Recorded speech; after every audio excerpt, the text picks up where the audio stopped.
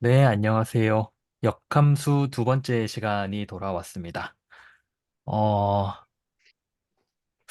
제가 시작하기 전에 한 가지 공지사항을 조금 말씀드리려고 하는데요.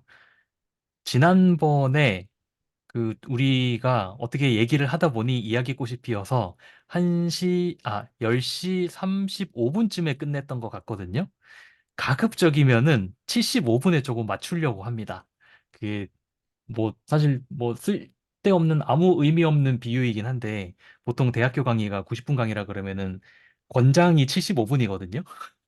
물론 여러 가지 이유가 있긴 하지만 75분 보통 1시간 넘어가면 살짝 집중력이 떨어지는 조금 그런 것도 없잖아 있고, 그다음에 또 일요일 밤이고 하니 너무 늦게까지 또 열을 올리면 좀 그렇고 해서 가급적이면 앞으로는 75분에 맞추는 거를 목표로 해서, 네, 물론 목표는 달성 못할 수도 있죠.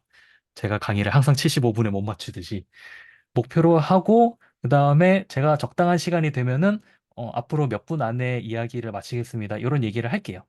네, 그쯤 되면은 좀 정리를 하고 이 나머지는 다음 주에 이어서 하겠습니다, 그런 식으로 하면 될 것 같고요. 그리고 다음 주는 그 설 연휴이기 때문에 한 주 건너뛰고 그 다음 주인 18일이죠. 2월 18일에 그 다음 모임을 하도록 하겠습니다. 우선 한 주 동안 다들 어떻게 잘 지내셨나요? 약간 근황 토크를 조금 한번 해볼까 싶은데 어떻게 지내셨는지 궁금합니다. 저부터 할까요? 네네. 네. 저는 올해 1월 1일 되기 전날 올 한 해 계획을 굉장히 거창하게 짰거든요. 약간 좀 도른 게 아닌가 싶을 정도로 시간을 빡빡하게 이렇게 계획을 해가지고 이제 좀 타이트한 스케줄을 가지고 있어요, 제가. 거기에는 역함수가 없었거든요. 근데 이제 이렇게 주일 저녁에 역함수까지 들어와 가지고 주일은 정말 딱 하루 쉬게 되어 있었는데 역함수까지 이제 새로 생겼기 때문에 정말 바쁜데 저녁에 이제 수줄톡에서 이제 어떤 분들이 대화하는 게 계속 올라와 가지고 제가 잠자는 시간을 딱 놓쳤어요. 가만 보니까 처음에는 좀 보다가 자야지 했는데 계속 좀 생각을 하면서 보니까 그동안 제가 한 번도 생각하지 못했던 어떤 이런 관점들이 굉장히 재미가 있더라고요. 그래서 그걸 계속 보다가 잠을 완전히 놓쳐 가지고 이제 그분들은 "안녕히 계세요." 갔는데 저는 이제 잠을 못 잔 거예요. 잠자는 시간을 인제 지나고 나니까. 그리고 그 이후로 계속 뭔가를 제가 했거든요. 그래서 지금까지 이제 쪼끔 전에 책을 읽긴 했지만 완전히 풀로 공부를 한 거예요. 그랬더니 이제 오기 직전에 딱 잠이 오는 거예요 인제. '아 인제 피곤하다. 좀 자고 싶다.' 했는데 딱 인제 이 역함수 시간이 됐는데 어쨌든 한 주일 동안 굉장히 좀 피곤하다기보다는 좀 빡빡하게 살았고 어제 그분들 대화가 재밌어 가지고 보다가 잠을 놓쳐서 날밤을 꼬박 샜고 그래서 쪼끔 좀 조금 피로하다고 해야 되나? 좀 그런 상태이긴 합니다. 사실 저도 어제 나왔던 그 대화 되게 재밌게 봤는데요. 그거 얘기하는 거 맞으시죠? 그, 그러니까 물리학에서 어떤 네네네네. 이론이, 예. 그게 굉장히 네네. 재밌더라고요. 이렇게 두 분 대화하는 걸 보고 있으니까. 제가, 저도 사실 그 대화에 한 두 마디 정도 했던 것 같은데, 제가 요즘 네네네. 읽고 네. 있는 책이 딱 그거거든요. 제목이 물은 H2O인가? 라는 책이에요. 그 네. 장하석 교수님 책 음. 여러 권 쓰신 분인데, 그분께서 쓰신 책인데, 그 책 인트로가 되게 흥미로웠어요. 뭐냐면, 그 물이 H2O, 그러니까 수소 두 개랑 산소 하나로 구성되어 있다는 게 그렇게 쉽게 나온 결론이 아니라는 거는 다들 예상을 하고 있겠지만, 그 결론이 나오는 게 그럴 수밖에 없겠다 싶은 모두의 합의가 아니라, 그 책에서는 이런 표현을 쓰더라고요. 상황 의존적이라고. 그러니까 그때 그 상황이 그렇게 만들어졌기 때문에 그때 화학자들이 H2O라고 합의를 한 것이지, 만약에 다른 상황이 주어졌었다면 다르게 합의를 했을 수도 있다. 그다음에 그 플로지스톤이라는 게 나오는데, 그러니까 굳이 현대의 언어로 딱 얘기를 하자면 플로지스톤이 있다라는 게 뭐랑 똑같냐면은 산소가 없다라는 것과 거의 같은 말이거든요. 그래서 한쪽은 플로지스톤 이론을 펼쳤고 한쪽은 산소 이론을 펼쳤는데, 지금은 이제 플로지스톤이라는 물질이 없다. 그래서 그러니까 산소가 대세라고 하기보다는 산소만이 진실이고 플로지스톤은 거짓인 그런 이론이 대세인데, 대세라기보다는 그것만이 진실이라고 모두 여기고 있는데, 그 당시 실제로 역사적 그 상황을 보면은 플로지스톤 이론도 얼마든지 주류가 될 수 있었다라는 식으로 펼치더라고요. 그러니까 플로지스톤 이론을 배제할 수밖에 없었던 이유를 이 저자가 뭐라고 얘기를 하냐면, 플로지스톤 이론을 배제할 수밖에 없었던 이유를 나는 이 책에서 계속 찾으려 할 것이고 그리고 실패할 것이다 라고 서론에 써 있어요. 그 부분이 되게 인상 깊더라고요. 그리고 사실 어제 그 단톡방에 나왔던 그 얘기, 그러니까 천동설, 태양 입장에서 보면은 당연히 지동설이 맞을 거고, 그런데 사실은 지구 입장에서 보면은 천동설이라고 해도 뭐 당시 상황으로 봤을 때는 말이 안 되는 건 아닌, 그러니까 과학을 그냥 어떤 사실의 집합, 그러니까 사실만 말하는 명제의 집합이 아니라 어떤, 그러니까 과학도 합의에 의해서 이루어진다는 그런 쪽을 연구하는 쪽을 또 과학 철학의 한 파트라고 부르는 것 같은데, 그런 얘기 보면 되게 재밌긴 합니다. 저도. 근데 너무 깊이 빠지진 않으려고 조금 사실 주의하고 있어요. 너무 빠지면은 또 좀 머리가 돌아갈 것 같아서. 혹시 또 다른 분들은 어떻게 지내셨는지?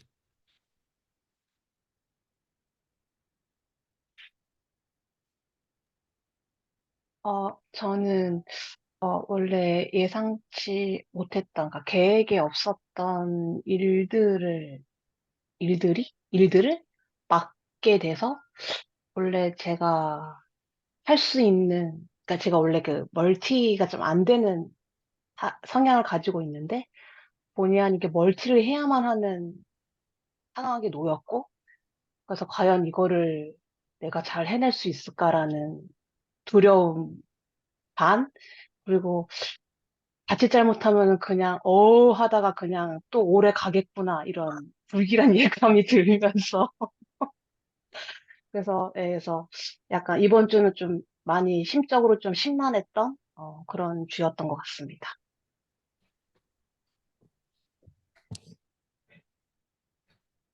저는 사실 이번 주에 좀 현타가 왔는데요. 현타가 뭐냐면, 뭔가 바쁘게 사는 것 같고 열심히 사는 것 같은데 하루가 지나고 보면은 내가 오늘 뭐 했지 싶은 생각이 너무 자주 드는 거예요. 그래서 제가 뭘 해봤냐면은, 제가 하루에 시간을 어떻게 쓰는지 자가 기록을 한번 남겨봤어요. 남겨봤는데 몇 가지 결론이 나왔는데, 그건 나중에 혹시 기회가 되면 얘기하도록 하고, 그, 이 독서 모임과 관련된 결론 중에 하나는, 책 읽는 시간을 조금 줄여야겠다. 제가, 제가 독서 모임을 주관해 놓고 제가 책 읽는 시간을 줄인다고 하니까 조금 이상하긴 한데, 이상합니다. 이게 하루 24시간 중에서 그런 시간이 있잖아요. 줄이기 싫은 시간이 있잖아요. 그러니까 저는 잠자는 시간이랑 밥 먹는 시간을 이렇게 막 줄이고 싶진 않거든요. 물론 이제 정말 열심히 사는 분들은 뭐 하루에 5시간, 6시간만 자고, 그다음에 뭐 밥을 학원 강사하시는 분들은 나는 밥을 10분 만에 먹는다, 막 이렇게 얘기하시는 분들도 있더라고요. 저는 별로 그러고 싶지는 않아서, 그런, 그다음에 저는 운동하는 시간도 필요하고, 그래서 그런 시간을 다 빼고 나니까 하루에 일하고 공부하고 책 읽고 하는 시간이 한 12시간 정도밖에 안 남는 거예요. 근데 또 일은 해야 되니까, 직장인으로서. 그러면 책 읽는 시간이 되게 없는 게 맞는데, 그렇게 보면은 내가 책을 너무 많이 읽고 있었구나 라는 결론이 이번 주에 도달했고요. 그래서 물론 이 모임을 위한 책은 읽을 거지만 너무 이렇게 벌려놓은 책들을 조금 수습하고 있습니다. 그래서 그런 쪽으로 조금 현자 타임이 왔습니다. 이번 주에는. 저는 반대의 의미로 좀 현타가 오고 있는데 줄이는 게 아니라 저는 늘려야 되는데 늘어나지가 않아서 거기서 현타가 오고 있습니다. 그 지난주에 강성훈 교수님이 그 카톡방에다가 하루에 몇 시간 정도 집중을 하냐고 질문 올려주신 적이 있는데 저는 거기다 5시간, 6시간 적었는데 저는 그게 상대적이라는 생각이 들었어요. 사람마다 집중의 의미가 되게 저는 그냥 기능할 수 있으면 집중할 수 있는 시간인 것 같거든요. 그래가지고 사람들은 막 두세 시간 얘기하는데 제가 생각하기에 그분들은 한 10시간, 12시간 쓰는데 그중에 진짜 경제성이 있는 시간이 한 두세 시간이라고 하는데 저는 맥시멈이 5시간, 6시간이거든요, 요즘에. 그러니까 어떤 페이퍼를 읽거나 책을 읽는데 진도가 안 나가요. 한 몇 년 전 비교했을 때 막 제가 속독 진짜 되게 장기였거든요. 하루에 진짜 100페이지, 200페이지 읽는 거 되게 자신 있었는데 요즘은 그게 안 돼요. 눈도 아프고 그 머리의 속도가 읽는 속도를 따라가지 못한다는 걸 굉장히 많이 느끼고 있어서 이거를 요즘 뭔가 생활이 너무 그래서 그런가? 어떻게 좀 그 몸과 마음의 여유를 좀 더 줘야 되나? 막 그런 생각이 드는데 그러면서도 이제 절대적인 양이 소화되는 게 진짜 CPU가 오버클럭을 되게 오랫동안 했다가 쓰면 안 되는 것처럼 좀 그런 걸 느껴가지고 반대의 의미로 이거를 어떻게 하면 다시 말랑말랑한 초기 값으로 세팅할 수 있을까를 좀 고민을 하고 있습니다. 음, 아마도 제 기억이 맞다면은 그 가수 장기하가 쓴 상관없는 거 아닌가라는 책이 있거든요. 그 책에 이런 말이 있었던 것 같아요. 자기 본인은 책을 되게 천천히 읽는데 처음에는 그게 되게 싫었대요. 그러니까 책을 빨리 못 읽는 게.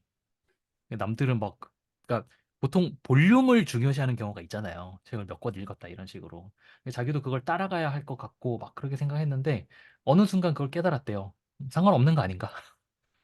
남들이 그 사람들은 볼륨이 중요한가 보지.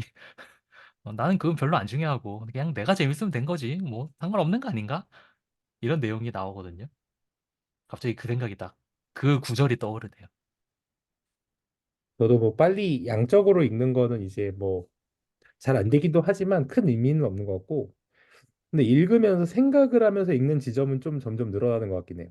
그전에는 그냥 되게 흡수를 위한 측면에서 되게 빨리 읽는 게 가능했는데 요즘은 그게 좀 잘 안 되는 것 같아요. 이게 어떻게 보면 수학의 즐거움이 약간 순기능이자 역기능 중에 하나가 읽어낼 때 의심을 하는 버릇이 자꾸 생긴다라고 할까요?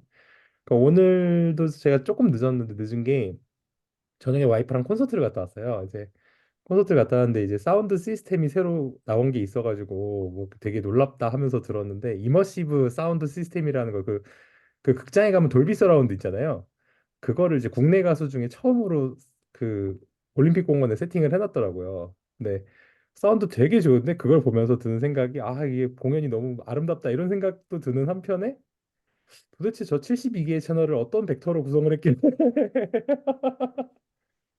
어떤 형태의 벡터로 저걸 구성을 했길래 저렇게 소리가 동시에 잘 전달이 되지? 막 이런 생각이 들면서 공연에 온전히 집중하지 못하고 있는 저를 좀 발견했어요. 이것도 선형적인데 막 이러면서 360도를 선형적으로 회전시켜 놨는데 막 이런 생각을 하면서 들으니까 되게 재미있으면서도 생각이 좀 드는 그런 하루였습니다.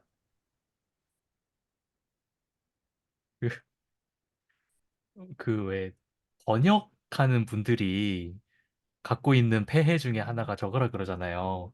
그 그러니까 다른 사람이 글을 온전히 읽지 못하고 이거는 나라면 이렇게 썼을 텐데 여긴 표현이 좀 마음에 안 드는데 이런 생각 계속 하면서 읽는다 그러잖아요. 약간 직업병입니다. 그것도 즐길 때는 온전히 즐기셔야 됩니다.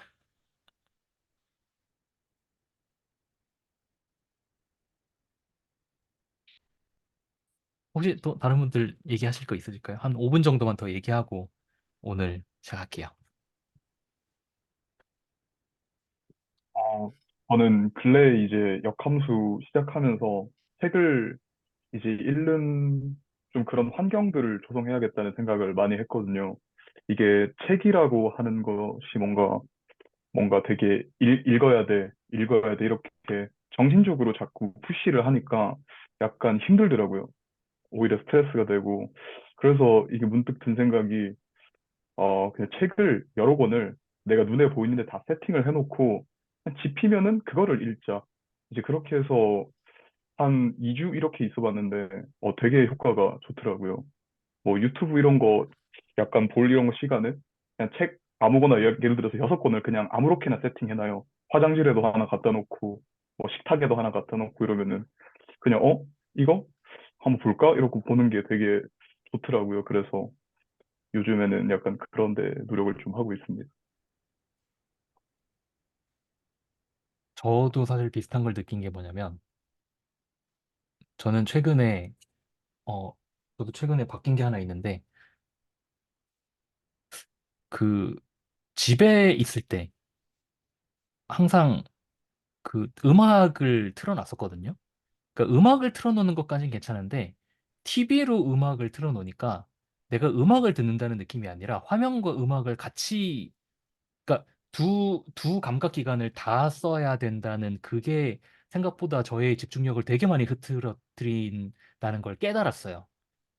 그런 지각 자체가 없었다가 최근에 그걸 깨닫고 이제 TV로 안 듣고, 그러니까 TV는 웬만하면 뭐 TV를 봐야 될 때가 아니면 TV는 끄고 그냥 음악 들을 때는 스피커로만 듣게 듣는 식으로 생활 패턴을 바꾸니까 확실히 좀 예전보다 훨씬 좋아지더라고요.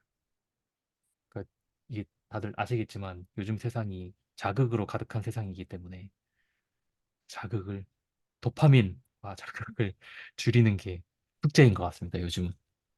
안 그래도 최근에 그 유튜브 쇼츠의 폐해 얘기가 유튜브에서 나오더라고요. 그게 좀 웃겼는데. 그래서 저도 쇼츠 정말 눌러보고 싶은 궁금한 거 많은데 안 누르려고 되게 노력하고 있어요.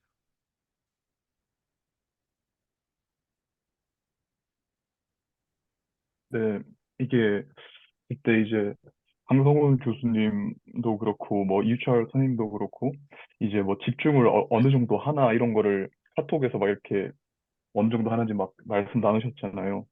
그래서 막 저도 이제 집중 이런 거에 대해서 좀 생각을 해봤는데 막 곰곰이 생각을 해보니까 항상 뭔가 살면서 정보를 처리를 하려고 애쓰더라고요. 사람이.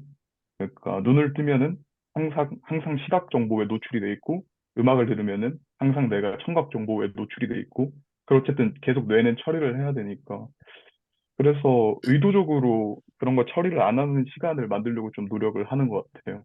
뭐 잠을 자가지고 좀 그 시간만큼은 시각 정보를 차단하고 좀 휴식을 한다든지 뭐 운전할 때도 일부러 음악을 안 듣는다든지 좀 약간 그러니까 저는 좀 더 약간 삶의 질이 올라간 것 같기도 하더라고요. 그게 가능해요? 저는 안 가능할 것 같은데. 사실 아, 어느 정도만 네. 저는 수학주부님이 안 가능하다는 게 어떤 느낌인지 저는 너무 잘 알고 있습니다. 왜냐하면 아- 아무 자극이 없으면 제 머리가 스스로 자극을 만들어가지고 머릿속에서 온갖 상상의 나래가 다 펼쳐지기 때문에 제가 어 되게 신기한 얘기를 들었어요. 이렇게 얘기가 길어지면 안 되는데 요거까지만 얘기하고 물론 MBTI를 너무 이렇게 맹신하면 안 되지만 그 MBTI에서 두 번째, 그러니까 저는 두 번째가 저거잖아요. 그러니까 그 S냐 N이냐. 자, 맞죠? S냐 N이냐. 그러니까 S는 주로 사실에 근거한 사고를 좋아하고, 그다음에 N은 상상에 근거한 사실을 좋아한다. 그러니까 굳이 아주 그러니까 심플하게 표현을 하자면, 최근에 어떤 그 트윗을 봤냐면, 그 사람은 N이었던 것 같아요. S들은 샤워할 때 아무 생각을 안 하는 게 가능하다며, 나는 그게 너무 놀랍다. 라고 쓴 걸 봤어요. 그래서 제가 아내한테 한번 물어봤거든요. 어떠냐? 아내가 S예요. 저는 N이고 어떠냐 그랬더니만 샤워할 때 아, 내가 머리를 충분히 헹궜나? 이쪽 두피는 마사지를 충분히 했나? 그런 생각들을 한다는 거예요. 저는 솔직히 얘기하면 저는 가끔 샤워하다가 아, 잠깐 내가 뭐 머리를 감았나? 라는 걸 까먹거든요. 정말 그럴 때가 있어요. 그래서 아, 머리를 네, 감았는지 안 맞아요. 감았는지 기억이 안 나는데 그래도 머리 두 번 감을 때도 있고 막 그래요. 샤워할 때는 그 샤워하는 거 말고는 아무것도 할 게 없잖아요. 그러니까 정말 온갖 생각이 다 들거든요. 근데 정반대인 사람이 있다는 게 저는 사실 되게 놀랍더라고요. 사람이 이렇게 다르구나 싶었어요.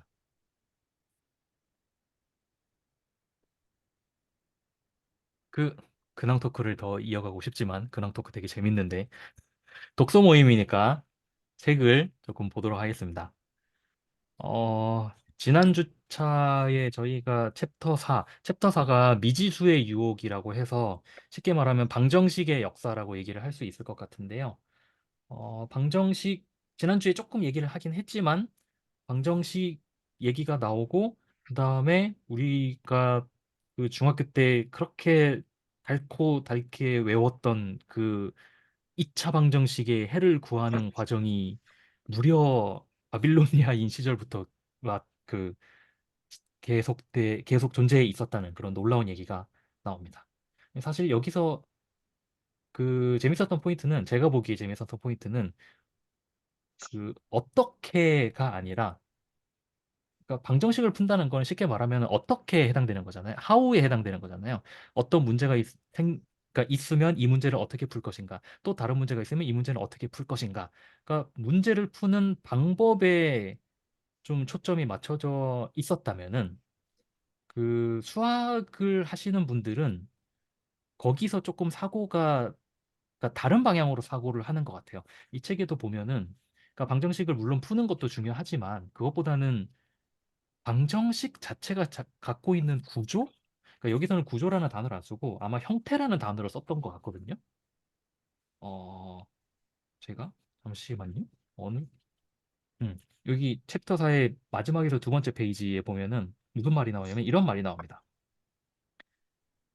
1591년에 나온 그의 책이 누구죠? 그가 누구죠, 여기서? 아, 비에트. 비에트의 책 해석 기법 입문에 보면 대수란 일반적인 형태를 다루기 위한 방법인 반면에 산수는 특정한 수를 다루기 위한 방법이라고 설명한다. 라고 되어 있어요. 그러니까 보통 초등학교 때 배우던 그 저는 산수였는데 요즘은 수학인가요? 그러니까 그때는 계산을 배우잖아요.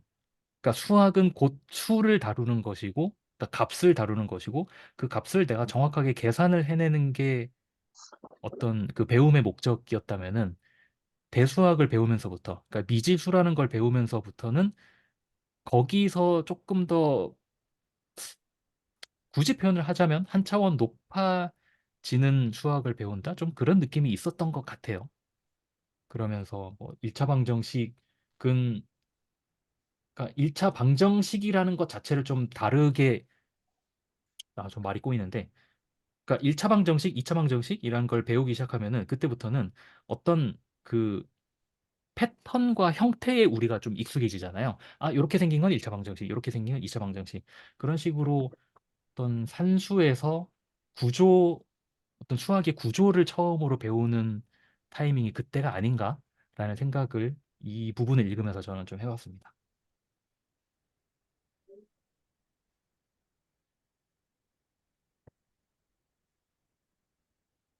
꼭 여기 이 챕터 여기 4뿐만 아니라 그냥 다른 부분도 좀 건너뛰면서 얘기를 하셔도 얼마든지 자유로운 그 감상을 얘기해 주시면 되겠습니다. 저는 이 부분 읽을 때 그냥 개인적으로 생각을 한 게, 죄송합니다. 내용 자체보다는 이게 그 당시 사람들한테 어떤 모습으로 비춰졌을까가 좀 궁금했어요, 개인적으로. 그냥 저 혼자 상상을 해볼 땐 이게 요즘 저희가 막 인공지능이다 뭐다 해서 컴퓨터 언어를 배우는 것 있잖아요.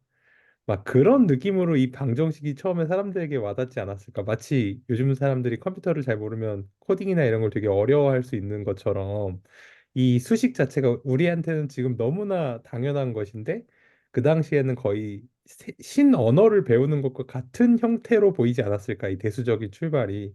그런 생각을 좀 하면서 들었어요. 그때 당시의 시대적 기준으로 생각해 보면 굳이 왜 저렇게 어렵게 풀어? 라고 생각할 수도 있을 것 같거든요. 제 생각에는.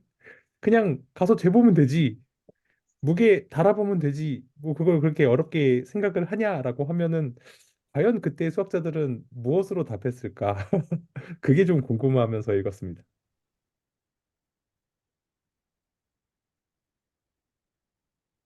요 다음 챕터인가요? 아, 다음 챕터구나. 마침 그 다음 챕터가 저거잖아요. 기하는 대수고 대수는 기하다. 사실 이 부분도 되게 재밌었던 게 그, 그러니까 여기서 중요한 인물은 결국은 데카르트죠. 그러니까 페르마랑 데카르트인데 안 그래도 직문수에도 이 얘기가 계속 나왔던 것 같아요. 아, 이 얘기를 먼저 해볼까? 그래프. 우리가 보통 그 y는 fx라는 그래프를 배우잖아요. 중학교 때 배우는데 그래프가 뭔지 제 기억에는 그래프를 정확하게 정의하고 가르치는 경우는 한 번도 못 본 것 같거든요. 그래프는 무엇이다 라고. 근데 제가 요즘 아침에 일어나면은 항상 그 영상을 하나씩 보면서 그 아침을 시작하는데 그 영상에서 그래프를 이렇게 정의를 하더라고요. 그 대학 수학 수업인데 그래프를 그러니까 2차원 그래프 XY 평면에 그려져 있는 2차원 그래프를 어떻게 정의를 하냐면 이렇게 정의를 하더라고요. 2차원 그래프상에 있는 x, y라는 점들의 집합인데 단 어떤 조건을 만족하냐면 y와 fx가 같은 그러한 점들의 집합을 우리가 그래프라고 부른다. 라고 정의를 하더라고요. 이게 저는 이, 이 정의를 이해하는 게 되게 중요하다고 생각하는 게 뭐냐면 우리가 보통 그래프라고 하면 그러니까 함수와 그래프를 같다고 생각하잖아요. 함수가 있으면 그래프가 있고 그래프가 있으면 함수가 있고 그다음에 그 예를 들어서 뭐 이런 포물선 그러니까 2차 함수 2차 함수가 이렇게 포물선 그리는데 포물선이 이렇게 돼 있으면은 뭐 하나의 x 값에 그 y 값이 두 개 있으니까 이건 함수가 아니야 막 이런 식으로 배운단 말이에요. 그런데 그럼 이건 함수가 아니라고 해서 그게 그래프가 아니냐? 그건 또 아니라는 말이죠. 그러면 도대체 그래프라는 건 무엇인가? 라고 했을 때 이 그래프 위에 있는 모든 점들은 어떠한 등식을 만족한다. 그러니까 다시 말해서 어떠한 등식을 만족하는 점들을 다 모아서 이렇게 점을 다 찍어 보면은 우리가 보는 그 그래프가 생긴다. 라는 거를 제 기억에는 저도 그렇게 안 배웠고 아마 지금도 그렇게는 안 배우는 걸 알고 있어요. 그냥 1차 함수는 이렇게 직선이야. 2차 함수는 포물선이야. 이런 식으로 배울 텐데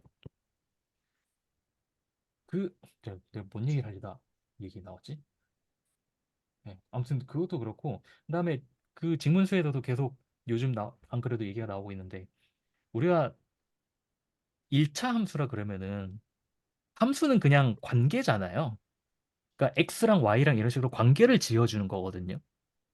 y는 뭐 ax y는 뭐 x 더하기 2, 뭐 y는 뭐 마이너스 x 그냥 관계일 뿐인데 우리는 이 식을 보자마자 직선을 떠올리잖아요, 머릿속에서.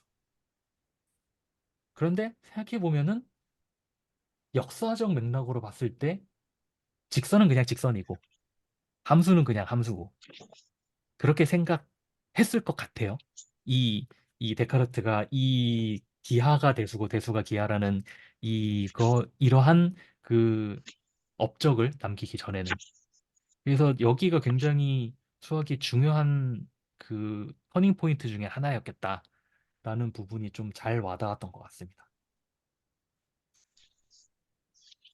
그 그래프 말씀하시니까 생각나는 게 그 그래프의 이미지를 저희가 함수로 갖고 있다는 것이 엄청난 편견을 만들 수 있다라는 생각을 저는 하거든요.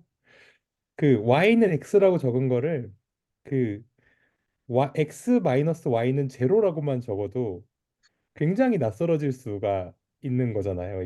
이게 조금 더 복잡해져서 개수가 붙어가지고 그냥 y는 ax라는 편한 폼으로 있는 거를 ax 플러스 by는 제로라는 약간 일반적인 형태로 적는 순간 대한민국의 고등학생들은 살짝 멘붕이 오거든요. 저도 마찬가지고 일반적인 식으로 적으면 적는다고 했을 때 그게 익숙하지 않은 폼으로 바로 가면 그게 오히려 훨씬 일반적이고 자연스러운 것임에도 불구하고 이해가 가지 않는 머릿속으로 형상화되지 않는 그런 현상을 요즘 사실 이제 월요일 날 하는 징계수 하면서 제가 좀 느끼고 있거든요. 벡터 스페이스 같은 것들을 고민하면서 그래서 이 그 그래프랑 이런 것들을 좀 명확하게 그러니까 비유로 설명하는 게 수학에선 좋지 않은 것 같아요. 비유가 아니라 정확한 적확한 사실에 의해서 설명을 해주는 게 조금 교육적인 측면에서 이해를 돕는 데 도움이 되지 않나 그런 생각을 좀 해봤습니다. 그 말씀에 좀 동의를 하는 게, 제가 이제 수질 토기도 잠깐 적긴 했었는데, 그 삼각함수 넘어가면서 도무지 이해가 안 돼 해서 제가 한 주일을 굉장히 헤맸다고 이제 수질 토기 좀 적었는데, 거기 저희들이 중학교 때 뭐 a제곱 플러스 b제곱 c제곱 피타고라스 정리를 늘 외우고 있다가 책에서 갑자기 사인 제곱 세타 더하기 뭐 코사인 제곱 세타는 뭐 이런 식으로 살짝 뭐 아까 뭐 바꿨다고 그렇게 말씀하셨나? 그러니까 이게 뭐야? 그거하고 같은 거야? 다른 거야? 이건 뭐 사인하고 코사인하고 또 이렇게 또 설명을 하면은 이게 뭐야? 이래 가지고 이게 수학적인 지식이 없으니까 갑자기 그 피타고라스 정리가 굉장히 저는 단순한 거라고 생각을 해 왔다가 이 책을 읽으면서 좀 멘붕에 빠졌거든요. 이거 뭐 이 제곱은 또 어디서 나와? 뭐 이러면서 이해가 인제 안 되기 시작하니까 막 이 단원이 삼각형이란 이 단원이 저한테 굉장히 힘이 들더라고요. 그러니까 좀 바꾸면 모른다고 하는 말씀이 저한테 정말 딱 맞는 말씀이었고, 인제 시작할 때는 그 미지수 이유혹 뭐 이런 식으로 좀 소설 제목처럼 나오니까 굉장히 기분 좋게 읽기 시작했거든요. 그래서 뭔가 굉장히 멋있어. 역시 이게 사람이 수학사를 읽어야 돼. 이렇게 이제 시작을 했다가 옛날 사람들이 무슨 방정식 문제를 이렇게 어렵게 내놨냐. 처음에 제가 그걸 좀 풀어보려고 하니까 좀 비빌 꼬여 가지고 이게 식을 못 만들겠더라고요, 그 방정식을. 그래서 '아니 BC 2000 년도에 만든 문제를 내가 지금 못 푼다고?' 이러면서 굉장히 좀 솔직히 말해서 좀 당황스러웠거든요. 계속 그 문제들이 나왔잖아요. 근데 방정식은 읽어 보면 인제 이해는 되잖아요. 이렇게 해서 이렇게 넘어가고 그다음에 그 2차 방정식, 3차 방정식으로 이렇게 넘어가도 좀 이해는 할 수 있는 것 같은데, 그다음에 삼각형 부분에 들어가니까 도무지 제가 이해를 할 수가 없어 가지고 앞으로 내가 이게 수학사를 같이 계속 이렇게 톡을 할 수가 있겠나 이런 굉장한 좀 절망감에 제가 빠졌거든요. 이거 하나도 모르겠는데 이거 어떻게 읽고 어떻게 가냐. 우선 제가 한 주일 동안 굉장히 좀 심각하게 저 자신에 대해서 좀 회의를 많이 했고, 왜냐하면 저는 나이가 들면 이해의 폭이 굉장히 좀 올라갈 거라고 생각을 했거든요. 아무래도 경험도 많아지고 옛날에 이해를 못했어도 다시 공부를 하면 좀 여러 각도에서 그걸 이해할 수 있지 않을까 생각했는데, 학교 다닐 때도 제가 삼각함수를 좀 많이 어려워했거든요. 그 어려워했고 그 부분을 건너뛰고 제가 시험 공부를 한 것 같아요. 근데 '지금도 모르겠네.' 하는 생각이 드니까 '그때 모르면 영원히 모르는 건가?' 뭐 이런 생각도 들고, 굉장히 저희 인지하는 능력에 대해서 회의를 좀 많이 했던 한 주일이었던 것 같아요. 그래서 인제 페르마도 나오고 뭐 데카르트도 나오고 그러는데 이거 어떡하나, 계속 여기를 해도 되나. 하나도 이해가 안 되는데 다른 분이 설명해도 이해를 못할 것 같은데 이거 어떻게 하나 하고 제가 이제 고민을 좀 많이 했고, 이게 그 4, 5, 6장을 어쨌든 이제 한 세 단원 정도를 읽으면 좀 적절할 것 같더라고요. 그래서 읽기는 다 읽었는데, 아, 옛날 사람들이 이렇게 어쨌든 수학에 대해서 이렇게 진행되고 발전되어 온 것들은 참 재미있다는 생각이 들면서도 이렇게 저는 너무 거기 따라가기가 힘이 드니까 좀 힘이 붙이고, 이런 것들을 통해서 어제도 뭐 천동설, 지동설 얘기가 나왔지만 어떻게 달하고 태양하고 어떤 거리를 측정할 수 있는 그런 것까지 생각을 한다는 게, 저는 굉장히 좀 많이 좀 신기했어요. 신기했고 좀 재미도 있었는데, 그래서 사실 오늘 고민을 많이 하다가 그 페르마의 그 마지막 전기라는 책을 샀거든요. 아, 그래도 한번 또 읽어보자. 뭐 이해는 잘 못하지만 그래도 책을 읽는 시간이니까 그냥 읽어보자 생각이 들어서 어쨌든 책은 사기는 샀습니다. 그 어려움에 어려움에 대한 얘기를 하셨는데 제가 아까 초반에 얘기했던 과학 철학 책을 읽을 때 제가 비슷한 심정을 좀 느낍니다. 아까 언급했던 그 물은 H2O인가라는 책이 한편으로는 흥미로우면서, 그러니까 배경은 굉장히 흥미로운데 철학책이다 보니 일단 용어가 되게 어색하고요. 사실 생각해보면 용어가 문제가 아닌 것 같습니다. 그냥 그 철학책이다 보니 그 나름대로의 논증 구조를 가지고 있고 그 논증을 펼치는데 그게 제가 평소에 생각하던 그 사고의 방식, 사유의 방식이랑 너무 다른 거예요. 그래서 참 안 읽히더라고요. 그래도, 그래서 일부러 제가 좀 빨리 안 읽고 약간, 결국 그래서 이 저자가 무슨 말을 하고 싶은 걸까? 라는 그걸 행간의 의미를 조금 이해하고 싶다는 그런 욕망을 가지고 읽고 있는데, 물론 그럼에도 불구하고 어렵긴 하지만, 그래도 대충 큰 그림이라도 좀 잡아보자? 라는 생각으로 읽어보고 있습니다. 그래서 사실은 그 수학 초보님께서 말씀하신 삼각함수가 어렵다 이런 것들도, 그러니까 어떤 말씀이신지는 알겠는데 뭔가 이 기술적인 내용을 내가 다 알아야 되고 그다음에 이걸 모르면 나는 이 다음에는 아무것도 할 수 없다라는 것보다는 어 그러니까 디테일은 좀 나중에 위해서 남겨두더라도 그냥 큰 그림을 본다는 느낌으로 읽으시면은 그것만으로도 충분하지 않을까라는 저 혼자 그냥 한번 생각을 해봅니다. 저는 걱정을 안 하셔도 될 것 같은 게 사실 이게 대한민국 평균 이상의 사람들이 대부분 똑같은 생각을 하거든요.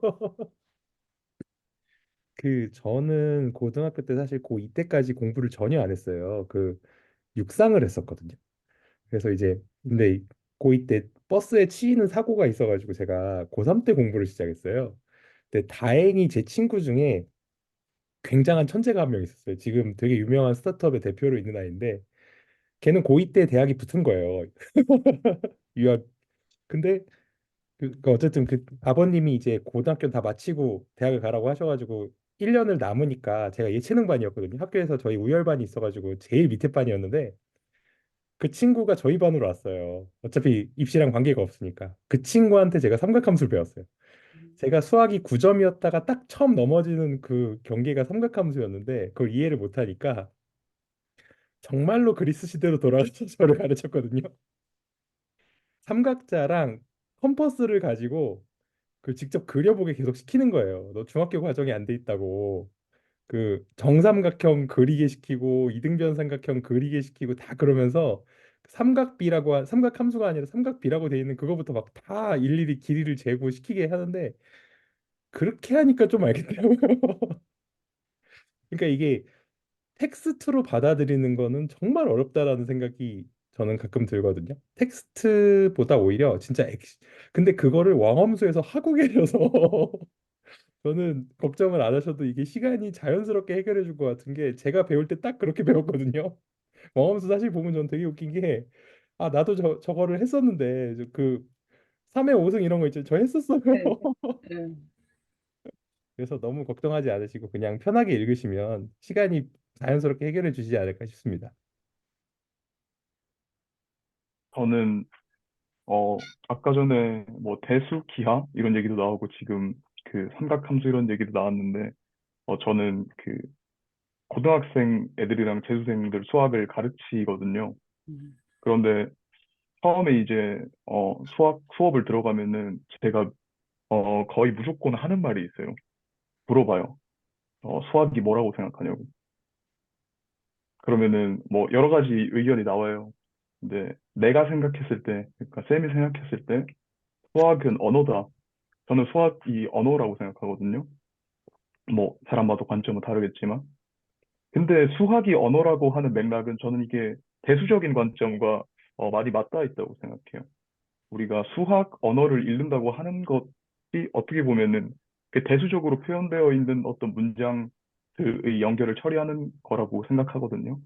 근데 그거를 처음에 이렇게 딱 보면은 예를 들어서 뭐 삼각함수, 뭐 사인 X 뭐 이런 것들 이 예를 들어서 막 어떻게 결합이 돼 있으면은 이거를 이해를 처음에 거의 할 수가 없는 것 같아요. 학생들을 보든 아니면은 뭐 여러 가지 사람들이 학습을 하는 것을 봤을 때 그러면은 저는 약간 당연히 이게 될 수가 없다고 생각하거든요. 왜냐면 이 언어가 낯설고 이 대수적인 표현에 직관이 없기 때문에 이거를 약간 보완해 줄 수 있는 게 저는 기하라고 생각하거든요. 사람이 도형으로 이해하는 게 빠르니까. 그러면은 이제 뭐 삼각함수 설명할 때 어떤 뭐 정의들이 있지만 삼각형 하나 그려주고 이것이 왜 이제 삼각함수인지 이제 함수랑 이제 직각삼각형에서 정의가 됐기 때문에 삼각함수잖아요. 이런 식으로 좀 기하적으로 풀어주면은 애들이 그 수학적 문장에 애들 이제 상응하는 어떤 이미지를 하나 갖는 거잖아요. 직관에 상이 갖는 거니까. 그러면은 되게 좀 수월하게 이렇게 넘어가더라고요. 그래서 약간 대수기하라고 하는 것이 참 서로 보완하면서 어, 수학을 더 이해하게 해주는 그런 관점들이 아닌가. 네, 그렇게 생각하면서 책 읽었습니다. 저는 그냥 그리고 반대로 한마디만 더 말씀드리면 이게 수학의 문제가 아닌 것 같습니다. 제가 수학이 싫을 때 하는 짓이 하나 있는데요. 그 수학에서 어려운 게 이제 해석학이라는 과목이 있잖아요. 근데 철학과에도 해석학이라는 과목이 있거든요. 서점에 가서 철학과 해석학 책을 보고 나면 수학과 해석학 책이 사랑스러워집니다. 수학과 해석학 책은 그래도 무슨 말을 하고 싶은지는 알겠는데 철학과 해석학 책은 읽어보면 정말 이것은 인간이 쓴 언어가 맞는지가 의심스러울 때가 있거든요. 한번 그 다양한 분야를 하다 보면 겪게 되는 낯섦이니까 너무 그렇게 어, 부담스러워하지 않으셔도 될 것 같아요. 아니, 학교 때 배웠는데 이제 아직도 모르니까. 저도 몰라요. 저는 솔직히 삼각함수라는 말이 마음에 안 들거든요. 전 삼각수가 더 맞는 것 같은데 저는 아직도 그게 왜 함수인지 잘 모르겠습니다. 수학 얘기하시니까 제가 아는 분 중에서 동양 철학 가신 분이 있는데 그분이 가끔 그 본인이 번역한 글을 그 글 어떤지 괜찮냐면서 저한테 보내주거든요. 일단 일단 문장의 형태 자체가 제가 어디서도 본 적이 없는 그 형태의 문장들이라서 정말 읽기 힘들더라고요. 그 생각이 나네요. 철학 얘기하시니까. 근데 생각해 보면은 인류가 숫자를 만들고 기록하고 뭔가 계산을 하고 시작한 역사가 되게 짧잖아요. 기껏해야 3,000년이거든요. 길게 봐도 한 4,000년, 5,000년. 그동안에 인간의 지능은 그대로일 텐데, 그, 그 기간, 그러니까 물론 긴 시간이지만, 이, 뭐랄까, 그러니까 생명의 진화의 관점에서 보면 되게 짧은 시간이란 말이에요. 그 시간에 인간의 지능은 똑같을 거란 말이죠. 그렇게 오랫동안 온갖 삽질을 하고 개 고생을 하면서 얻은 지식인데, 그걸 초등학교, 중학교, 고등학교 딱 그것만에 전부 다 습득하라고 하는 게 사실 저는 좀 어려운 게 당연하다는 생각도 들어요. 기하 같은 것도 그 그 고대 그리스에서는 기하학만 했잖아요. 거기서는 기하학만 하면 몇백 년 동안 했는데 그 수학자들이 다 모여가지고 기하학만 몇백 년을 했는데 그거를 지금은 주입식으로 가르치는 게 사실은 좀 그걸 정말로 그 그리스의 기하를 연구했던 그 사람들처럼 그 사람들이 따랐던 그 발자취를 따라서 하면은 아마 이해는 더 잘 될 텐데 잘리겠죠? 학교에서? 아니, 실제로 그 어떤 제 아는 분이 그분은 물리 과외를 하셨는데 물리에 보면은 왜 F는 MA라는 식이 나오잖아요. 어제도 그 얘기가 나왔죠, 참. F는 MA라는 식이 나왔는데 그분은 나름대로 그 자긍심이 있어가지고 아, 학부를 전자과 나오고 물리과를 석사를 물리과 갔다 그랬나? 아무튼 그런 좀 히스토리가 있는 분이라서 그 자긍심이 있어서 F는 MA만 가지고 과외를 하는데 4주 동안 했대요. 그러니까 F는 MA가 정말로 무슨 뜻인지 이해를 시키기 위해서. 그거를 한 달 동안 했더니만 이제 그만 나오셔도 된다고 얘기를 했다 그랬습니다.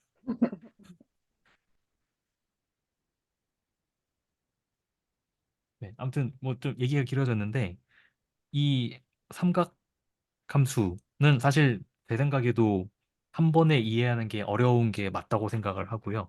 사실은 이 삼각법, 그다음에 이 삼각형 이 부분에 여기 보면은 그 얘기 나오잖아요. 달의 태양의 크기 측정하는 그게 나오거든요. 여기는 되게 짧게 나오긴 하는데 사실은 그 한 반 페이지 정도의 설명을 끝내버리거든요.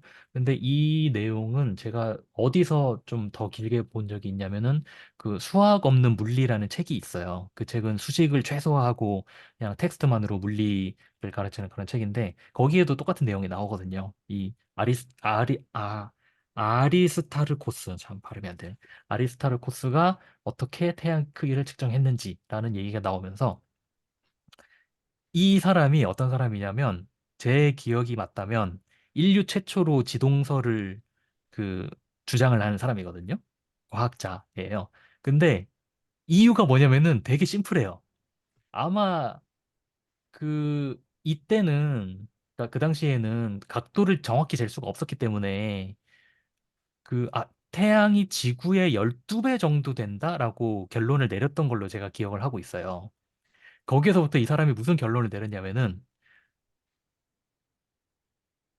지구보다 12배 큰 태양이 주위를 도는 게 맞겠니? 큰 태양이 있고 그거보다 작은 지구가 주위를 도는 게 맞겠니?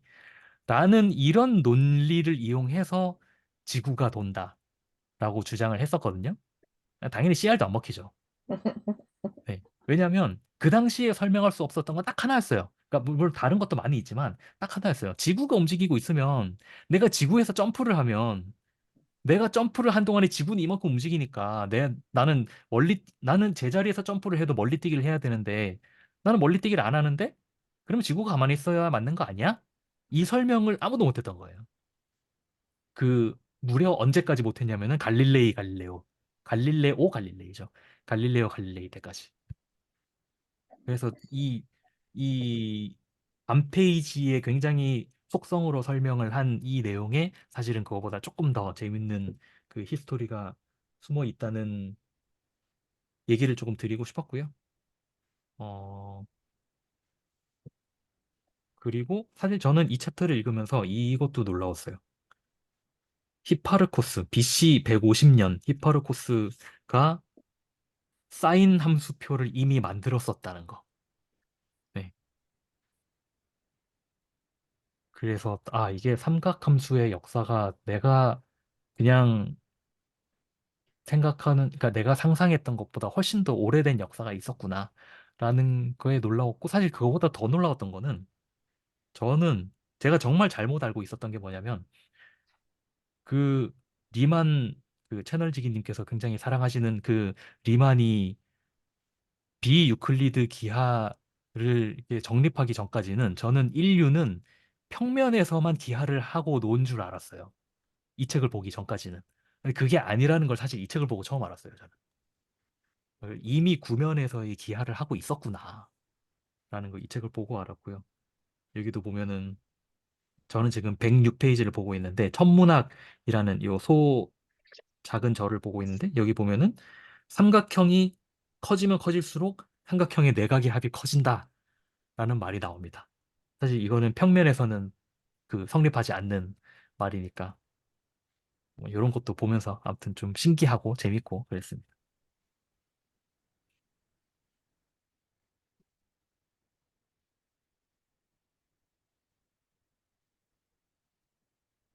오늘 아직 들어와서 그 여행 중이신 강병수 선생님 빼고 그 한마디도 안 하신 분들도 혹시 뭐 목소리라도 조금 들려주시면 감사하겠습니다. 어, 저는, 그리고 아닙니다, 아닙니다. 예, 예.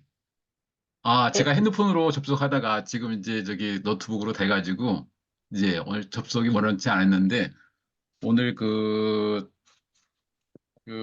5장에 보면은 영어단 삼각형과 로그에 나왔는데 생활을 하면서 이게 삼각형과 로그는 영원하다고 하는데 그러면은 내 생활에서 어떤 것을 사인이나 아니면은 로그나 이런 걸 가지고 이걸 도구로 삼아서 내 생활을 측정할 수 있을까? 아니면 기록할 수 있을까? 이런 좀 고민을 해봤는데 딱히 이렇게 좋은 아이디어는 떠오르지 않더라고요. 네.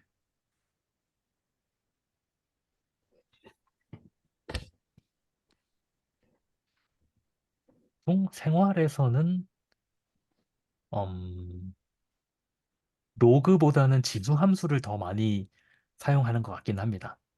왜냐하면 은행에 이자가 붙는 게 지수 함수이기 때문에 네.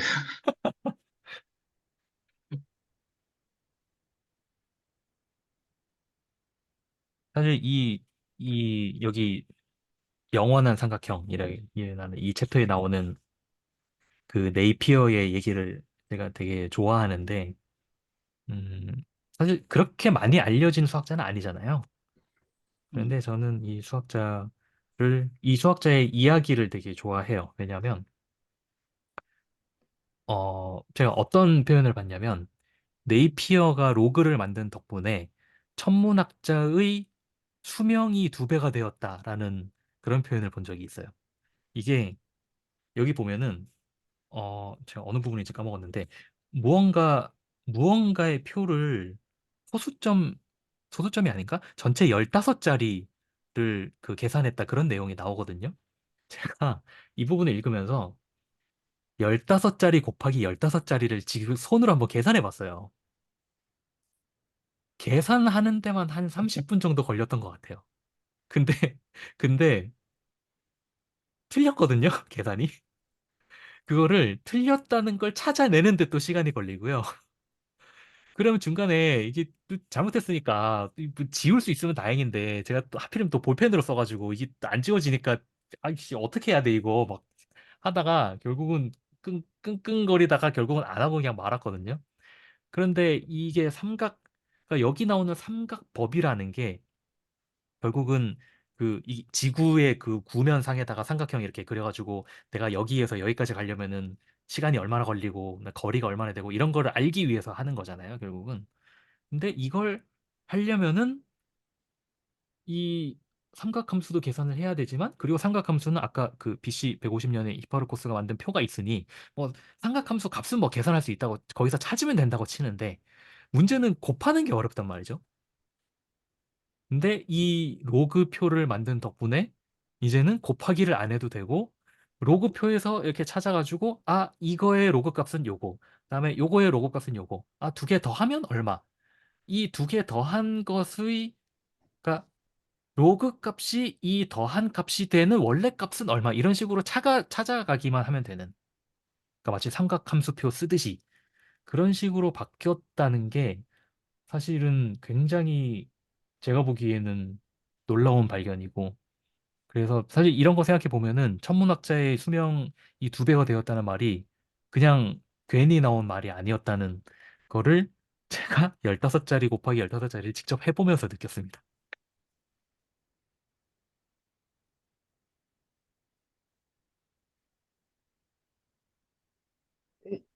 그 기하라는 걸 한자로 보면 그 몇 어찌 약간 이런 의미잖아요. 그래서 저는 제일 처음에 이제 기하를 전혀 몰랐다가 이제 조건희 선생님이 기하학을 하러 이제 미국을 간다고 해서 그때 처음으로 기하가 뭐야 하고 그걸 찾아 검색을 해본 거예요. 기하가 뭔지를 몰라가지고. 근데 한자가 굉장히 애매한 거예요. 뭐 어찌를 뭐 어떡하라고 뭐 아무것도 잡히는 게 없는 거예요. 제가 그 기하학을 하러 간다는데 기하학이 뭔지를 한자를 찾아보니까 더 어려운 거예요. 뭘 하러 간다는 거지? 이 생각을 제가 했거든요. 근데 제가 이 책을 읽으면서 이런 것들을 어떤 도형이나 그림으로 통해서 어떻게 좀 이렇게 나타내는 건가? 뭐 이렇게 약간 생각을 해보니까 그 몇 어찌가 약간 철학적으로 이해가 되기 시작했어요. 그래서 이 사람들이 굉장히 그 단어를 그 한자로 잘 지어놨네 하는 생각을 사실 이건 이제 이거 전혀 상관이 없긴 하지만 제 개인적으로 그 단어에 대해서 좀 애매모호함이 이 책을 읽다가 이제 계속 기하가 나오니까 그때 굉장히 오래전에 한자를 왜 이렇게 이상하게 만들어 놔서 하나도 이해가 안 돼. 이거 무슨 말이야 하던 게 살짝 이해가 됐다. 이제 좀 전혀 다른 말이긴 한데 좀 그, 그런 생각이 조금 들었습니다.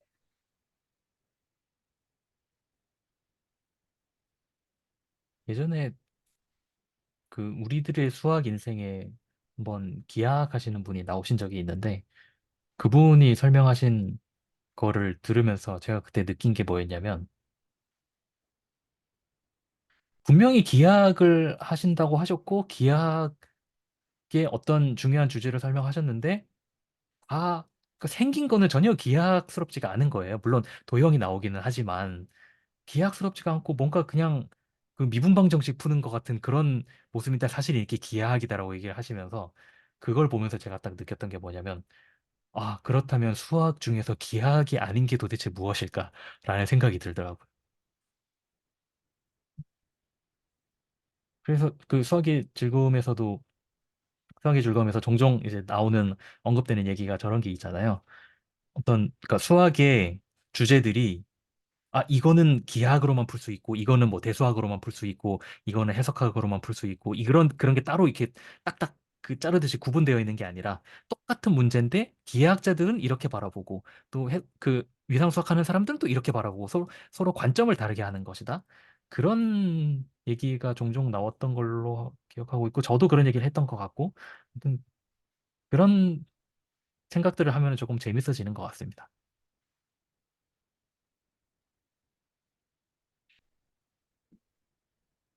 근데 수학사이긴 하지만 어쨌든 수식이 계속 이렇게 본문 중에서 상당한 분량을 차지하기 때문에 굉장히 양심에 이렇게 진도를 나가는 게 굉장히 양심에 걸린다고 말씀을 드립니다. 어, 참고로 제가 저의 솔직한 그 생각을 말씀을 드리면은 이 책을 꼭 끝까지 읽어야 할까라는 생각도 사실 조금 하고 있습니다. 뒷부분은 저도 이 책을 완독을 하고 지금 스터디를 하고 있는 게 아니거든요. 사실은 뒷부분은 저도 아직 덜 읽었어요. 그래서 뒷부분을 마저 읽고 있는데 뒷부분은 저도 보면서 와, 이거 큰일 났다. 이거 책 스터디 하기로 했는데 이거 너무 어렵다. 이거 어떡하지? 라는 생각하면서 읽고 있거든요. 그래서 제가 슬랙에 남겼듯이 챕터 13 정도 가면 거의 머리가 녹는 기분이던데. 13, 잠시만요. 13이 뭐였죠? 의 등장, 방정식의 불가일성. 네네네. 거기까지 가면 네. 저는, 저도 네네. 네, 말씀해 주시죠. 아, 그, 네, 그 목차 보고 이제 처음에 이제 고대 그리스 이런 부분이 조금 저한테 살짝 지루하더라고요. 뭐 수의 발견 이래서 이제 이렇게 목차 쭉 보다가 막 대수학이 무르익다, 수가 구조에 밀려나다 이걸 딱 봤는데 이거 너무 재밌겠는데 이러고 딱 펼쳐서 들어가 봤는데 아, 이거 큰일 났는데 이 생각이 들더라고요. 그래서 바로 그 2단원으로 다시 돌아왔어요. 저는 교양인을 위한 수학사라기보다는 수학 전공자의 교양을 위한 수학사가 아니었나라는 생각을 조금 하면서 뒷부분을 읽고 있습니다. 아, 진짜 공감해요. 뒤에 보면 뭐 심플렉틱 구분 이런 건 용어도 나오는데 아, 막 이거는 좀 너무 쉽지 않지 않나 뭐 이런 생각이 듭니다. 네. 강 선생님이 슬랙에 일반인을 위한 거는 굉장히 좀 수준이 높은 거다 이렇게 사실 어려운 거다고 쓰셨잖아요. 그래서 내가 일반인이 높은 건가 교양인이 높은 건가 그걸 한참 생각해 봤어요. 이거는 교양인을 위한 건데 어느 게 더 높은 거지? 나중에 선생님한테 그걸 한번 여쭤봐야 되겠다. 그 생각을 제가 그 슬랙을 읽으면서 살짝 했어요. 제가 그래서 그럴 때 철학과의 해석학 책을 봅니다. 거기서는 삼각형을 또 다른 관점으로 이해할 수 있습니다. 그것을 직선과 삼각형을 막 이런 식으로 이해를 해요. 막 1인칭 나, 2인칭 너, 3인칭 우리 이런 거를 삼각형을 이용해서 막 이상한 해괴방식한 이론을 펼치시는데 그런 걸 읽다가 이걸 읽으면 또 괜찮은 것 같기도 하고 막 그런 생각을 좀 하면서 읽고 있습니다. 아니, 강 선생님 의견을 듣고 싶습니다. 그 일반인을 어, 정의를 하시기 때문에 이 책은 교양인이고 선생님이 말씀하신 일반인하고는 어떻게 차이가 나는지. 어, 제가 예전에도 말씀드렸지만 저는 이 책의 번역서 제목을 좋아하지 않습니다. 교양인을 위한이라는 앞에 이 말을 굳이 붙여야 했을까라는 생각을 항상 하고요. 그다음에 아까도 그 말씀하셨지만 교양인을 위한 게 아니라 수학자의 교양을 올려주기 위한 책이 아니었을까라는 생각을 하고 그다음에 저희 그 이 기획 저기 모임 기획할 때 나왔던 아마 책 중에 하나였던 것 같은데 때 대학 때 잃어버린 수학이었나? 아무튼 그런 조금 그런 유의 제목의 책이 있거든요. 그 책 그냥 제목만 들어보면은 아, 수학을 까먹은 사람이 수학을 다시 공부하기 위한 책인가? 라는 그런 느낌이 살짝 들잖아요. 막상 책의 목차를 보면은 아, 이건 수학을 까먹은 수학 전공자를 위한 책이구나. 라는 걸 알 수가 있습니다. 그래서 제목에 절대 낚이시면 안 되고 제가 슬랙에 썼던 일반인을 위한 그게 무슨 책이냐면은 파인만이 쓴 일반인을 위한 그 양자 전기 역학 강의, 그러니까 QED 강의라는 책인데 그 책은 읽은 지 제가 하도 오래돼가지고 내용이 기억은 잘 안 나는데 제 생각에는 노력은 되게 많이 했어요. 그 저자인 그 파인만이 일반인을 이해시키기 위한 노력은 정말 많이 했다는 생각이 드는데 이게 노력을 한다고 항상 성공하는 게 아니라는 걸 우리가 알듯이 노력은 좋았으나 무슨 말인지 모르겠다. 특히나 이 양자역학 쪽으로 가면은 인류가 갖고 있는 직관이랑 반대되는 직관에 반하는 일이 너무 많이 일어나잖아요. 그 책에 나오는 내용이 저거거든요. 그 얘기가 나와요. 어제 마침 그 얘기 나오지 않았나요? 공기랑 물이 있는 요 경계면에서 빛이 이렇게 꺾여서 가는데 왜 하필 이렇게 꺾여가냐? 라는 게 그 그냥 그러니까 물리 법칙 중에 하나, 그러니까 그 스넬의 법칙이라고 요 경계면에서 뭐 공기의 굴절률이랑 물의 굴절률이 얼마가 돼서 뭐 이게 어떤 공식이 있어서 그 공식에 의해서 이 각도가 만들어진다 이렇게 설명할 수도 있는데 다른 설명 방법이 뭐냐면 이 점에서 이 점으로 가는 시간이 가장 짧은 경로를 찾아간다 이런 설명이 있어요. 그 일반인을 위한 QED 강의에 이 얘기가 딱 나오거든요. 거기서 이거를 뭐라고 설명을 하냐면 사실은 빛은 모든 경로로 다 가는데 그러니까 그냥 우리 상식으로 생각하면 그렇잖아요. 아니 빛이 무슨 지능이 있는 것도 아니고 무슨 수로 이 가장 짧은 경로를 찾아가냐. 근데 거기서 얘기하는 거는 빛은 모든 경로로 사실은 다 가는데 다른 경로들은 다 상쇄되고 딱 이 최단 경로 이것만 살아남아서 그 우리에게 그렇게 보이는 것뿐이다. 약간 이런 식으로 설명을 했던 걸로 제가 기억을 해요. 근데 이게 텍스트가 그렇게 써 있어서 그 문장을 내가 이해한다고 해서 양자역학을 이해하는 건 아니잖아요. 그런 느낌인 거예요. 그러니까 이 선생님 이 책도 요 책, 지금 우리가 보고 있는 요 책, 이 책도 제가 보기에는 정말 노력은 많이 했어요. 저자분께서. 근데 그런 게 있잖아요. 똑같은 책을 보더라도 이 독자가 무엇을 어디까지 알고 있느냐에 따라서 감상하는 정도가 달라지잖아요. 사실 이거는 뭐랄까 해결 불가능한 문제가 아닐까라는 생각도 조금 들어요. 답이 이건 없는 문제일 진짜 수도 있겠다. 답이 없는 문제인 것 같아요. 이게 너무 쉬운 책을 보면 또 너무 쉬워서 문제고 조금 수준이 있는 책을 보면 이게 이런 문제가 생기는데 다 이해하려고 보면 안 되는 것 같아요. 제 생각에는. 다 잘 못 이해하려고 보겠는데 하는 순간 끝까지는 힘들어요. 한번 읽어봤으면 좋겠습니다. 저는 이 책, 그, 약간 부록 강의? 이런 걸로 직문수를 보면 되게 좋겠다는 생각을 많이 했거든요. 직문수에서 이제 이 책에서 뭐 예를 들어서 뭐 좀 추상적인 수학으로 간다 하더라도 직문수에서 많은 내용을 커버를 하고 있더라고요. 그래서 이 내용이 이해가 안 가, 조금 약간 어렵거나 좀 더 약간 사람들이 어떤 얘기를 했나 싶으면은 직문수 가서 이렇게 보고 이 책을 보는 것도 저는 약간 좋지 않나 이런 생각을 읽으면서 한번 해봤습니다.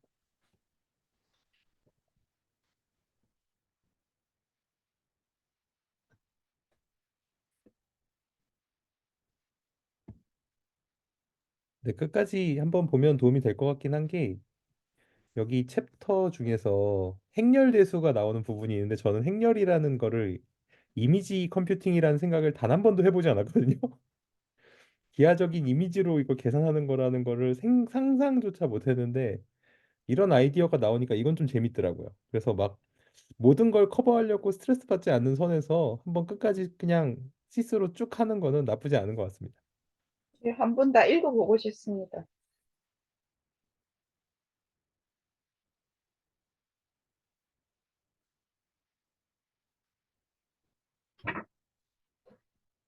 죄송합니다. 제가 마이크를 끄고 얘기하고 있었네요. 그러면 여러분의 뜻을 수용을 해서 완벽하게 이해는 못하더라도 어떻게든 읽어는 보는 걸로 그런 방향으로 한번 완벽하고는 거리가 많이 멀고 그냥 그래도 읽어봤다 이런 것만 해도 굉장히 좀 마음의 위로가 될 것 같습니다. 그리고 데카르트가 그 죽은 장면이 나오잖아요. 그 여왕의 선생님이 돼가지고 자기는 11시에 일어나야 되는데 매일 아침 5시 일어나는 게 너무 힘이 들어가지고 폐렴에 걸려서 죽었잖아요. 근데 제가 그걸 읽으면서 저기 직문수 공부할 때 제가 누군지 생각은 잘 안 나는데 굉장히 천재가 무슨 결투를 벌려서 죽은 아, 사람이 있지 않았나요? 뭐 발루아 11살인가 20살인가 네네네.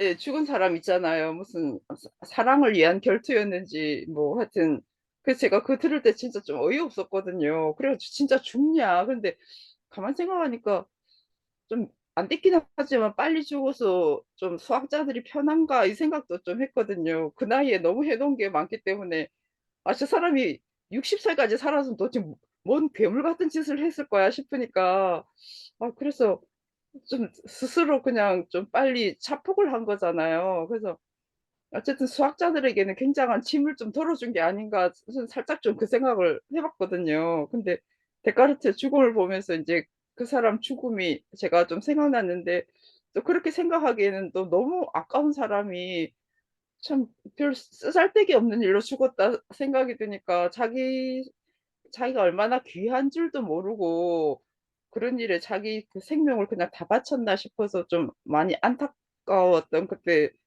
직문수할 때 제가 혼자서 그런 이제 수학하고 상관없는 생각을 좀 많이 했거든요. 근데 이 데카르트 죽음도 보면서 그 여왕의 선생님이라는 거는 정말 굉장한 명예이기도 하고 정말 세상 사람들이 다 부러워하는 건데 몇 달 못 가서 죽었으니까 좋은 게 좋은 게 아니고 나쁜 게 나쁜 것도 아닌 거구나 이 생각도 제가 좀 해봤습니다.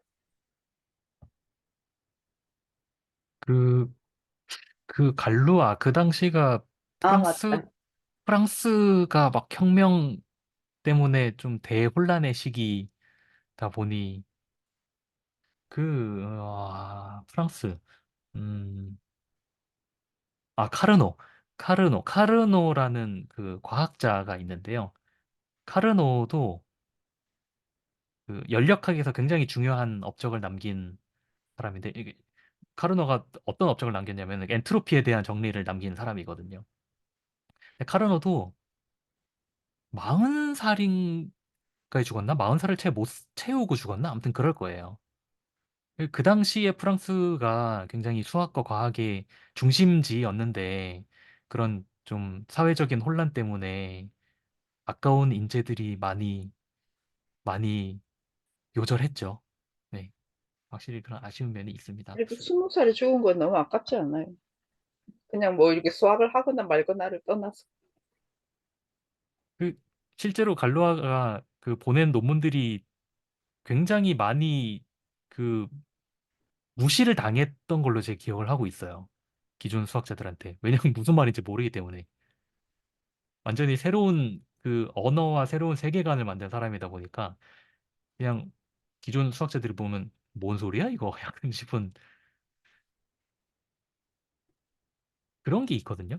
그 얘기는 오늘 한 5분 정도만 더 하고 오늘 마무리 지겠습니다. 요즘도 어 그 연구기관을 만들었다고 그 주장하시는 분들이 있대요. 연구기관 만들었다. 그다음에 수학으로 보자면은 뭐 그 각의 3등분이 가능한 작도법을 내가 그 발견했다. 약간 이런 거를 아직도 주장하시는 분들이 있다고 하거든요. 그런데 그분들이 주장하는 거나 얘기를 보면은 자기만의 언어로 써 있어요. 그래서 딱 보면은 일단 해석 자체가 안 돼요. 그런 걸 보면, 그러니까 물론 가계의 3등분이 안 된다는 것도 지금 증명이 됐고, 그다음에 연구기관에 불가능하다는 것도 이거 증명이라고 해야 될지 조금 애매하긴 한데 이거 누군가가 그 카톡방에서 누군가 얘기해 주길 기대하면서 그냥 기록만 남겨둘게요. 아무튼 그게 안 된다는 걸 지금 우리가 알기 때문에 누가 그런 주장을 했다면은 이게 그 헛소리라는 걸 알지만 예를 들어서 정말로 그 당시에 갈루아가 그랬던 것처럼 정말로 의미가 있는 건데 정말 무슨 말인지 해석을 못해서 놓치는 게 있을 수도 있겠다라는 생각이 살짝 들더라고요. 그러니까 그 이미 안 되는 걸로 증명된 것이 아닌 전혀 다른 어떤 이슈라면 그런 생각이 살짝 조금 듭니다. 지금 채팅창에 강병수 선생님께서 갈루아가 그런 결투를 하게 된 가정사와 이런 것들을 알면은 슬픈 이야기라고 말씀을 해주셨는데 나중에 한번 썰을 한번 풀어주세요. 좀 궁금합니다. 그런 거. 이런 얘기 되게 좋아해요.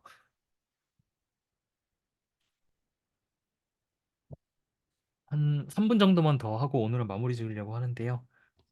혹시 오늘 그 뭔가 코멘트 남겨주실 분 있으시면은 자유롭게 남겨주시면 감사하겠습니다. 이렇게 수학사를 제가 너무 얘기를 많이 해서 죄송해요. 아유, 네, 이 수학사를 공부하면 정말 그래도 몇천 년간 이렇게 좀 축적되어 가지고 지금 어떤 수학 공부를 하잖아요. 근데 그걸 익히기까지 또 사람이 한평생을 또 공부를 하잖아요. 그러니까 그런 걸 어떤 칩을 만들어 가지고 이제 그 다음 세대에는 아이가 태어나자마자 딱 그걸 머릿속에 딱 넣어주고 그다음부터 공부하게 하는 그런 방법은 없을까? 제가 그 생각을 좀 해봤어요. 요즘 그 일론 머스크라고 그분이 열심히 하고 계십니다. 아, 그, 그래요? 예. 그거 하셨죠. 머리에다가 칩 심고 생각으로 이렇게 뭐 하는 거. 저도 네. 그 뉴스 기사 제목으로만 헤드라인으로만 본 것 같아요. 아, 진짜로 칩을 넣었어요? 네네네. 어, 나중에 제가 안 까먹으면 기사 찾아서 한번 공유해 보겠습니다. 근데 그 받아들이는 과정 없이 지식으로서 그게 주입이 되면 더 이상의 발전이 없지 않을까요? 사실 그래요? 그거를 따라오는 과정에서 성숙된 또 다른 인격과 지능이 그 다음 한 스텝을 만드는 것 같은데 그걸 그냥 그대로 인풋으로 컴퓨터 주듯이 데이터로 쫙 줘버리면 그게 사고력으로 진화하는 과정이 사라져서 저는 새로운 언어가 생성되지 않을 것 같거든요. 네. 언어도 쓰면서 이제 시대가 가면서 점점 발전하듯이 사고도 마찬가지고 수학도 마찬가지인 것 같은데 만약에 이걸 진짜로 때려박을 수 있는 시대가 오면은 거기가 인류 발전의 마지막이 아닐까라는 생각이 저는 조금 듭니다. 그냥 쓰기만 하는 세상이 주어진 것에 대해서 더 이상 새로운 것을 만들지 않는 세상이 오지 않을까. 사실 저는 입시 교육의 문제도 거기 있다고 보거든요. 본인이 필요가 전혀 없는 것에 대해서 그냥 기계적으로 집어넣는 데에만 몰입이 돼 있으니까 그 다음이 없어서 뭐 동기부여도 없고 목표의식도 없어지는 게 아닌가 뭐 그런 생각이 좀 듭니다. 그런데 약간 그 이제 지식을 넣는 것과 별개로 이제 뭐 예를 들어서 인공지능이라고 하는 것이 어떤 의미에서 이제 사람의 뇌를 모방을 해서 인공신경망을 이제 그 수학적 구조를 넣어가지고 처리를 한 거잖아요. 물론 뭐 그런 뭐 프로그램적인 거는 뭐 GPU로 연산을 하지만 근데 진짜 만약에 그 인공신경망이라고 하는 것이 약간 거의 모든 의미에서 인간의 뇌보다 뛰어나다고 하는 정도의 어떤 그런 수준까지 오고 그거를 진짜 인간의 뇌에 이제 이식을 할 수 있다고 했을 때 약간 인류가 도대체 약간 뭘까 이런 생각이 조금 들기는 하는 것 같아요. 이제 사실 사람의 거의 모든 활동이 뇌에서 이제 관장을 하는 것인데 진짜 이제 일론 같은 사람들이 비선형적으로 어마무시한 걸 하고 있으니까 참 세상이 어떻게 될지 네, 궁금하네요. 저는 수학적인 이슈 중에 그 부분이 되게 궁금해요. 사색 문제가 증명이 됐는데 그게 컴퓨터를 이용해서 증명이 됐잖아요. 사색 문제가 뭐냐면 그 전 세계 지도상에 있는 국가를 네 개의 색만 가지고 칠할 수 있느냐의 문제인데 이걸 사람이 펜과 종이로 풀 수 있는 시대가 오면은 정말로 새로운 세상이 한번 열리지 않을까라는 생각을 저는 해보거든요. 예. 그게 인류의 미래를 향해 가야 할 지향점 중에 하나가 아닐까라는 생각을 조금 해보았습니다.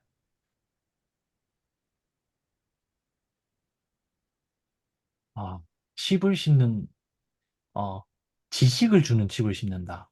그게, 아까 처음 말씀하셨을 때는 저는 되게 단순하게 무슨 생각했냐면은, 그러니까 사람의 지식이라는 게 그, 그러니까 어떤 한 포인트에 딱 들어가는 게 아니라, 그러니까 커넥션이 만들어지는 거잖아요. 그래서, 그건 안 되지 않을까라고 생각했는데, 그 커넥션을 칩에다가 넣어놓고 적당히 인풋 아웃풋만 연결해 주면은 가능할 수도 있으려나? 라는 생각이 살짝 들면서 조금 무서운 생각도 들고 뭔가 왠진 모르겠지만 희망적인 미래보다는 암울한 미래가 더 잘 그려지는 건 왜일까요? 좀 모르겠네요. 예전 영화 중에 토탈 리콜이라는 영화가 비슷한 게 있었죠. 이제 기억 자체를 심어주는 그 영화가 있었는데 그거랑 비슷하게 되지 않을까 싶습니다. 아, 저는 얼마 전에 넷플릭스에 공각기동대 95년작 공각기동대가 떴길래 다시 한번 봤습니다. 아, 여전히 다시 봐도 명작이더라고요. 네, 어쩌다 보니 오늘도 수학 얘기를 하다가 인공지능 얘기를 하고 왜 지난주도 그렇고 오늘도 그렇고 자꾸 SF 쪽으로 빠지는지 잘 모르겠습니다. 네, 오늘은 이 정도 지금 10시 25분인데요. 딱 조금 오버되긴 했지만 네, 오늘은 이 정도로 마무리를 짓도록 하겠습니다. 자꾸 저희라고 하면 안 되는데 우리가 그 6장까지 얘기를 나누어 보았고요. 다음 시간에는 7장 정수론 얘기가 나옵니다. 여기부터 시작은 하되 마찬가지로 분량은 정해놓지 않고 그냥 편하게 읽어지는 만큼만 읽어서 오신 다음에 또 편하게 얘기를 하시면 되겠습니다. 오늘 레코드는 여기까지 하겠습니다.